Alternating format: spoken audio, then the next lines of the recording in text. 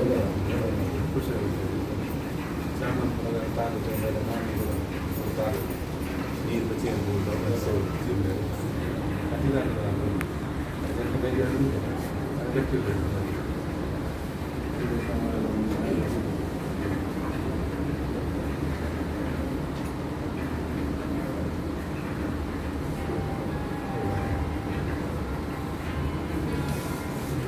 ಹೊಸ ಸರ್ಕಾರ ಬಂದ ತಕ್ಷಣ ಮುಂದಿನ 5 ವರ್ಷಗಳಲ್ಲಿ ಹಿಂದೂ ಸಮಾಜದ ಮೇಲೆ ಏನು ಮಾಡಬಹುದು ಅಂತ ಹೇಳಿದಂಥ ಒಂದು ಘಟನೆ, ಅತ್ಯಂತ ಖಂಡನೀಯವಾದಂಥ ಒಂದು ಘಟನೆ.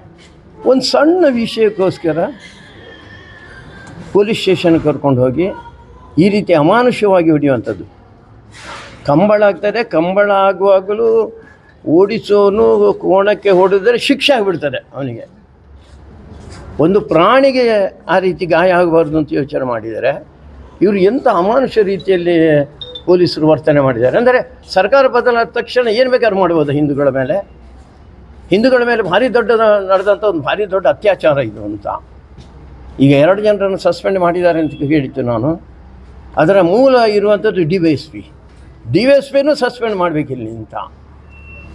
ಯಾಕೆಂದರೆ ಹುಡುಗ ಹೇಳ್ದ, ಅವಿನಾಶ್ ಹೇಳ್ದ, ಮೇಲಿಂದ ವಿಪರೀತ ಒತ್ತಡ ಉಂಟು ಅಂತ. ಇನ್ಯಾರು ಒತ್ತಡ ಮಾಡೋರು? ಈಗ ಸರ್ಕಾರನೇ ಒತ್ತಡ ಮಾಡುತ್ತಾನೆ. ಉಳಿದವರಿಗೆ ಯಾರಿಗೆ ಬಿ ಜೆ ಪಿಯವರಿಗೆ ಉಳಿದವರಿಗೆ ಇವತ್ತು ಪೊಲೀಸರ ಹತ್ರ ಮಾತಾಡಲಿಕ್ಕೆ ಯಾವುದೇ ರೀತಿಯ ವ್ಯವಸ್ಥೆಗಳಿಲ್ಲ ಇವತ್ತು. ಅದಕ್ಕೋಸ್ಕರ 100ಕ್ಕೆ 100 ಕಾಂಗ್ರೆಸ್ರವರು ಮಾಡಿದಂಥ ಕಿತಾಪತಿ ಇದು. ಆದರೆ ಈ ರೀತಿ ಪೊಲೀಸರು ಹೊಡಿಬಾರ್ದು, ಈ ರೀತಿ ಹೊಡಿಬಾರ್ದು. ಹೊಡಿಯೋಂಥ ಕೇಸೇ ಅಲ್ಲ ಇದು. ಅಕಸ್ಮಾತ್ ಏನೋ ಕರ್ಕೊಂಡೋದ್ರೆ ಏನೋ ಒಂದು ಸ್ವಲ್ಪ ಫೈನ್ ಹಾಕಿ ಬಿಟ್ಬಿಟ್ಟು ಅವ್ರು ಸ್ವಲ್ಪ ಬುದ್ಧಿವಾದ ಹೇಳಿ ತಗೊಂಡ್ರು. ಏನೋ ಸಣ್ಣ ಪುಟ್ಟ ಇದರಲ್ಲಿ ವ್ಯತ್ಯಾಸಗಳಾಗಿರ್ಬೋದು, ಆಗಲಿಲ್ಲ ಅಂತ ನಾನೇನು ಹೇಳೋದಿಲ್ಲ. ಆದರೆ ಇದನ್ನೇ ಒಂದು ದೊಡ್ಡ ಕ್ರಿಮಿನಲ್ ಕೇಸಿನಾಗಿ ಮಾಡಿ ಯಾರೋ ಒಂದು ಕೊಲೆ ಮಾಡಿದ್ದಾರೆ ಅಥವಾ ಏನೋ ಒಂದು ಗ್ಯಾಂಗ್ ವಾರ್ ಮಾಡಿದ್ದಾರೆ, ಏನೋ ಒಂದು ಕಮ್ಯುನಲ್ ಇಶ್ಯೂ ಮಾಡಿದ್ದಾರೆ ಅಂತ ಹೇಳೋ ರೀತಿಯಲ್ಲಿ ಇಡೀ ಊರಿನಲ್ಲಿ ಏನೋ ಬೆಂಕಿ ಹತ್ತಿಬಿಡುತ್ತೆ ಇವ್ರು ಮಾಡಿದಂಥ ಕೆಲಸದಿಂದ ಅಂತ ಹೇಳುವ ರೀತಿಯಲ್ಲಿ ಇವ್ರು ಮಾಡಿದ ವರ್ತನೆ ಉಂಟಲ್ಲ, ಇದು 100ಕ್ಕೆ 100 ಖಂಡನೀಯ. ಇದು ಸರ್ಕಾರಕ್ಕೆ ಒಂದು ಎಚ್ಚರಿಕೆ ಸಂಗತಿ. ಹೀಗೆ ಏನಾದ್ರು ಮುಂದುವರೆದರೆ ನಾವು ಇದನ್ನು ಹೀಗೆ ಬಿಡೋದಿಲ್ಲ. ಇದು ಖಂಡಿತ. ನಾವು ಇವತ್ತಿನವರೆಗೂ ಹಿಂದೂ ಸಮಾಜಕ್ಕೋಸ್ಕರ ಕೆಲಸ ಮಾಡಿದವರು, ಮುಂದೆನೂ ಕೂಡ ಹಿಂದೂ ಸಮಾಜಕ್ಕೋಸ್ಕರ ಕೆಲಸ ಮಾಡ್ತಾ ಇರುವಂಥವ್ರು.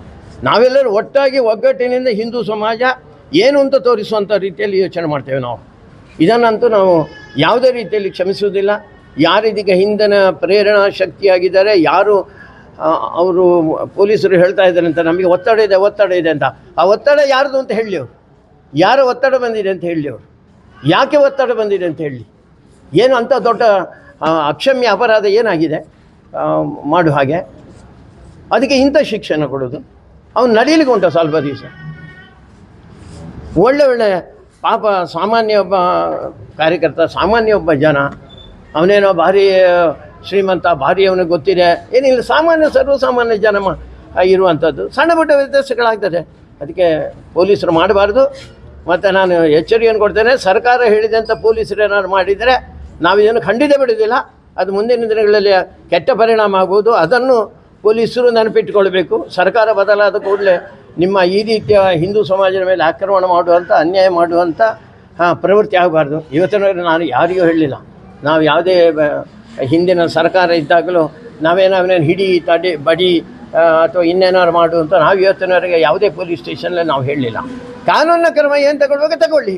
ಕಾನೂನು ಕ್ರಮ ತಗೊಳ್ಳೋದಕ್ಕೆ ಯಾರ್ದು ಆಕ್ಷೇಪ ಏನಿಲ್ಲ. ಯಾರು ಬೇಕಾದ್ರೂ ಕಾನೂನು ಕ್ರಮ ತಗೊಳ್ಬೋದು. ಆದರೆ ಇವರು ಮಾಡಿರೋಂಥದ್ದು ಕಾನೂನು ಕ್ರಮ ತಗೊಳ್ಳಿಲ್ಲ. ಅದರ ಬದಲು ಅತ್ಯಂತ ಅಮಾನುಷವಾಗಿ ಮಾಡಿದ್ದಾರೆ. ಇದು ಖಂಡನೀಯ. ಇದನ್ನು ಪೊಲೀಸರು ಎಚ್ಚರಿಕೆಯಿಂದ ಯೋಚನೆ ಮಾಡಬೇಕು. ಯಾರು ಇದರ ಹಿಂದೆ ಇದ್ದಾರೆ ಅಂತ ರಾಜಕೀಯ ಪಕ್ಷ ಇರ್ಬೋದು, ರಾಜಕೀಯ ವ್ಯಕ್ತಿ ಇರ್ಬೋದು, ಬಂದು 2-3 ದಿವಸ ಆಗಿದ್ದಷ್ಟೇ ಮಾರ್ಯಾರೆ. ಇದು ಮುಂದಿನ 5 ವರ್ಷ ಏನು ಆಗಿಬಿಡ್ಬೋದು. ಇದನ್ನು ಎಚ್ಚರಿಕೆಯಲ್ಲಿ ಇಟ್ಕೊಳ್ಬೇಕು ಅಂತ ಹೇಳುವಂಥ ಎಚ್ಚರಿಕೆಯನ್ನು ಕೊಡ್ತಾರೆ.